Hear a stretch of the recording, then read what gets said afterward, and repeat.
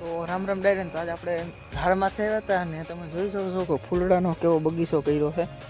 અને બગીચો એટલે એમાં જો બગીચામાં ફૂલ કેવા છે તમે જોઈ શકો છો. અને બધા ફૂલ એવા સુગંધી છે. અટાણ ઢાઢો પર થઈ ગયો ફૂલ સુગંધ આવે ફોટો છે. અને તમે ફૂલની હેર જોઈ શકો છો. આ એક પ્રકારનો શોખ કહીએ તો શોખે પણ છે કે ફૂલડાનો શોખ અલગ જ છે.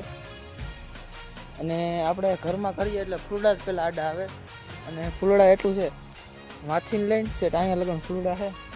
તો તમે જોઈ શકો છો કે અહીંયા પણ ફૂલડા છે અને ત્યાં ટમેટીના છોડવા છે અને અહીંયા રીંગણી છે અને અહીં મોટો લીમડો છે. આ છે આપણે ફક્ત જેટલી હોય ગામડામાં એટલું સારું.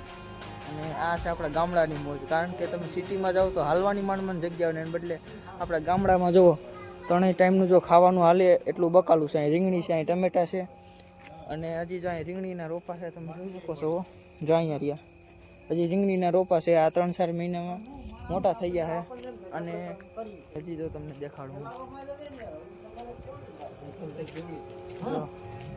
હજી જો અહીંયા ભીંડા પણ છે તમે જોઈ શકો છો. બકાલું એટલે એક ગાર્ડન. જો અહીંયા રીંગણા છે આ અને એમાં એટલા ફૂલ છે. તો તમે વિડીયો ગમે લાઈક કરી નાખજો.